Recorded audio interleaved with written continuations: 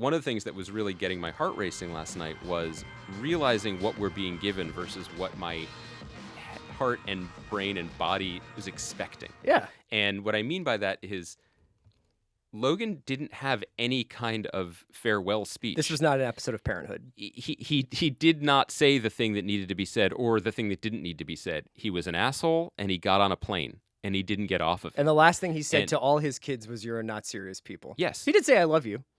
He did. He did have his last comment in the last episode, and you kind of felt like that in retrospect. But in terms of episodic television, it was not built to be the end of a major character. That also just historically happens at the end of an episode.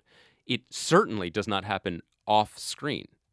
And to play it that way was so radical, honestly, and reminding us that this show is not going to play by the rules that we expect on any level, including especially sentimentality. So what we receive instead was, chaos. So what that made me think of is obviously the reason why Succession is probably a sensation to some extent is because the set dressing and the accoutrement of the show, like private jets and private choppers and I guess cruises to Staten Island and all the things, just boats, that comes with the lifestyles of the rich and famous. Like that's the fantasy part of the show. And I think that like if it didn't have that, it would be missing a huge thing. But the reason why I think the show resonates with people is because without knowing anything about Jesse Armstrong's life or any of the writers in the show, that moment was pulled from something. I have the same thought. And you don't get to hear a parent give you a final speech. Yes. You get a weird phone call and you spend the first 5 minutes being like, what the fuck are you talking about? And anybody who's ever had that phone call knows exactly how that feels. And 9 times out of 10, it's not your father would like you to come to the hospital so that he can give you a beautiful sepia-toned speech before he passes away, and you now have complete closure on all the things in your life. And also, like, you find out that the things that you thought were in your hands are in somebody else's hands because they just happen to be next to a parent or something like that. So it's stuff like that I think that makes this show kind of in a rare air that only belongs to like 10 or 11 other shows in the last decade or so, where it's like it's the same thing with Breaking Bad. Most of the people watching that show don't deal math or understand chemistry or are ever going to meet anybody like Gus or Mike or Jesse. But the emotional beats of the show are real. Yes, but I would say that this is even more significant because I completely had the same thought. I would say I took the same note, but we all know that's not true. Someone, if not more than one person in that writer's room, they talked about what it's like to get that phone call. They've had this. Yeah. They've had this happen to them, and most of us will have this happen to us. And I know you and I, as like only children with aging parents, like every time my phone rings, this isn't a great part of me. I assume it's that phone call. Constantly, you live with that.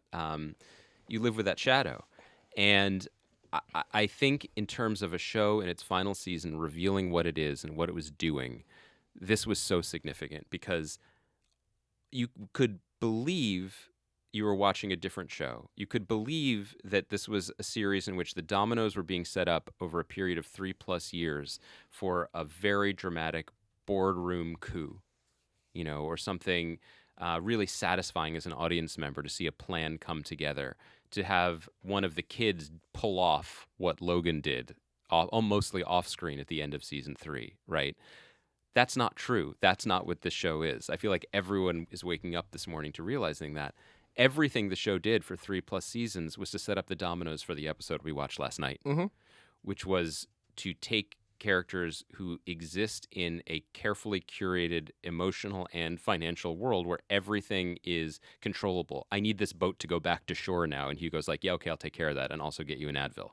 There's always someone to fix the things for you, realizing that they too live in a world not only that has dive bars and karaoke bars, but has sudden, meaningless, catastrophic loss that you were not prepared for. And the first time, and there was more than one time in this episode that really got me, the first time that really, really, really threw me was when Kendall is on the phone with Frank, he wants to talk to the pilot. And Yeah. he's saying, and with Jess, and maybe it's with Jess before the Frank phone call. And When he's like, I want the world's best this and the world's yeah, best that. And waiting Dr. on the fucking tarmac. Judith. Yeah.